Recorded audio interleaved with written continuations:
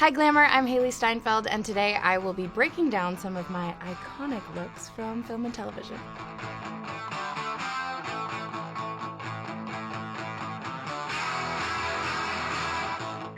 Where it all began, True Grit, 2010. So this was my first film.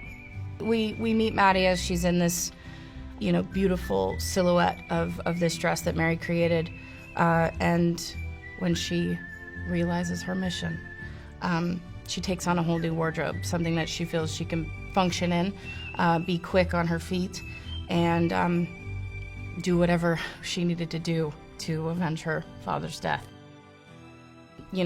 Doing a period piece and sort of being launched into it directly just through the wardrobe alone, putting on that hat, I'll never forget the feeling that gave me. The coat, feeling the weight of that coat and strapping it up with that belt and putting those boots on and going to work every day was such an incredible and empowering feeling, and Mary is unbelievable, and to watch her work was amazing. Romeo and Juliet, 2013.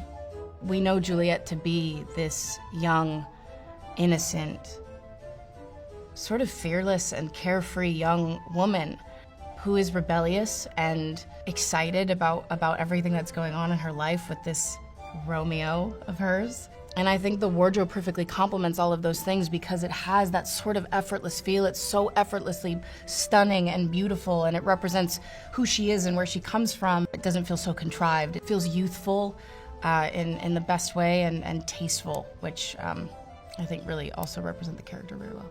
Even the hair pieces that they incorporated, you would see a detail on a dress, and then you would see something similar tied into a hair accessory, and just done so delicately and tastefully. Edge of 17, 2016, Carla Hedlund. This was very fun. So Carla pulled a lot of vintage for this, which I always love. But I knew that this jacket was this vintage men's jacket, and I loved it. I loved this sort of tomboy-ishness that Nadine has, and that jacket actually ended up being a lot more of a sort of staple than I think I thought it was. It's kooky, and it's different, and it's quirky, and she's wearing platform sneakers with mismatched socks. And there were a couple pieces from my own wardrobe that I wore in this film. I had a shirt that says, "Very busy doing nothing." And I felt like that was Nadine. And I remember bringing in some of my own pieces into one of my fittings. Not, necessarily with the hopes of them being in the film, but just to sort of lend themselves to some kind of like direction. And Carla was so amazing in collaborating with me and helping, me find who she was. But one of my favorite pieces is this Big Lebowski sweatshirt that Nadine wears, because I also feel like that could be one of her favorite movies. Or maybe I'm just biased because it's one of mine. Bumblebee, 2018. Very 80s feeling. A lot of like band tees. Music plays a huge part in this film. Charlie she's a mechanic. She's always getting her hands dirty. She's got her boots on the ground, and she's always going to work. And so it was important that she was in wardrobe that she felt comfortable in. And I think it was exciting for fans of the Transformers films to see this young female character in a different sort of wardrobe than we've seen in the past with these films. And that was fun. That was fun to play into. And the color scheme is a little bit darker. It's a little moodier. I have these sort of shorts under my shorts, which was just kind of like a little Charlie thing. I don't quite remember how that happened. I don't know if that was like, in fittings you're throwing things on, and sometimes you throw something on to see if it fits over something else, and I don't know if it was something like that or if it was intentional. I don't quite remember, but I loved that. It's like a weird, I've never seen that before. Probably wouldn't be mad if I never saw it again, but I like it for Charlie. Dickinson, 2019 to now. Dickinson holds such a special place in my heart. And as an executive producer of this show, I have been far more involved in this project than anything I've ever done previously. Some of my favorite memories on Dickinson are working with Jen, and maybe not even necessarily actively working with her, but hearing her talk about what she has in mind for my character and the other characters. For Emily Dickinson, her iconic white dress that we all know Emily to apparently have lived in.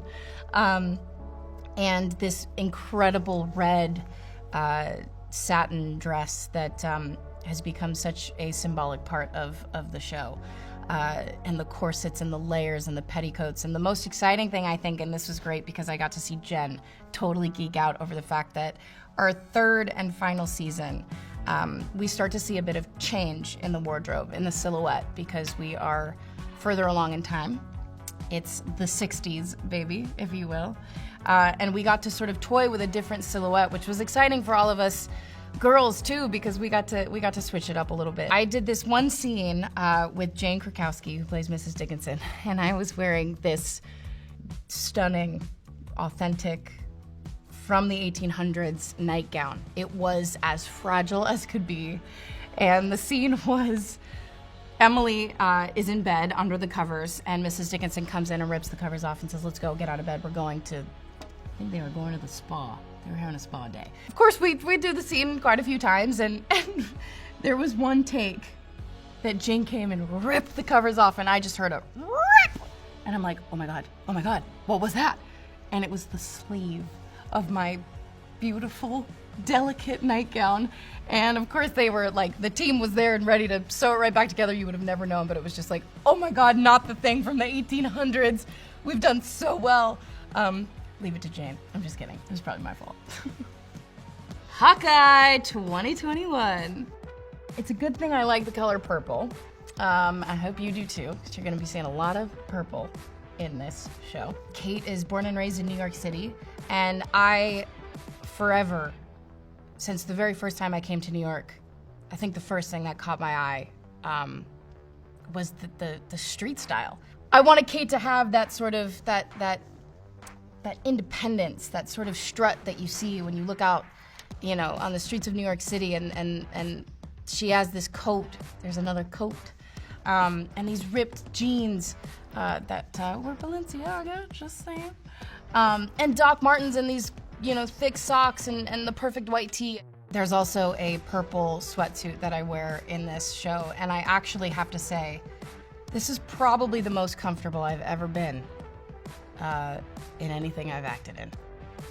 I geeked out so hard in my fitting for that suit. I mean, it was as if the suit was like broken down into 100 different pieces that they all just sort of put together as it was on me, and I got to stand in the mirror and watch it come together. And I mean, you know, this is something that I've seen in the comics, that we've all seen in the comics, and there are different versions of this suit, and I was so eager to find out which one they were gonna land on for me, for this. And I couldn't be more excited about it, and yeah, it's pretty cool. It has been so much fun taking a little trip down memory lane, looking at some of these crazy, fun, iconic, and exciting outfits. I hope you enjoy.